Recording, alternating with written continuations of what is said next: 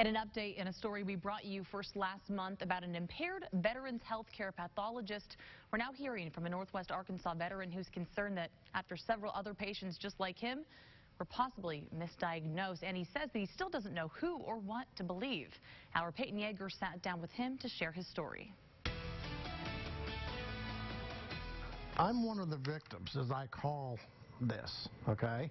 Steve Isaacson served in the military for 20 years. This includes fighting for our country in Vietnam. You're such a good boy. Now he has a new battle to take on. Isaacson received this letter in the mail from the Veterans Hospital in Fayetteville. And I had to shake my head and read it again. I couldn't believe what I was reading. I was angry, and I'm still angry. KNWA was there when the VA announced the investigation into all cases seen by the impaired pathologist. Isaacson is one of almost 20,000 patients that may have been misdiagnosed. He took an oath. So what he's doing is malpractice. Isaacson is a disabled veteran and has relied on the VA Center for decades. All that's mine. He says he never saw any signs that would lead to this type of problem. You're not diabetic. Your liver's okay. This is okay. That's okay. According to this, maybe they weren't okay. But he tells other veterans are demanding answers.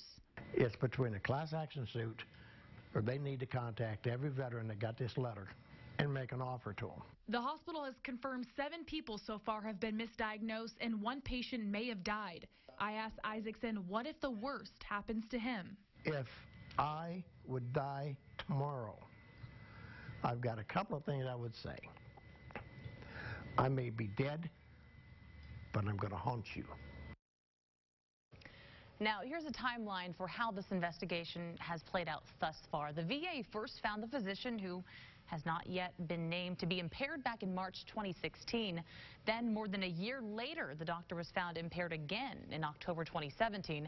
That's the employee. Since the doctor was at the hospital since 2005, the VA now has to close 20,000 cases to go through as the federal investigation continues.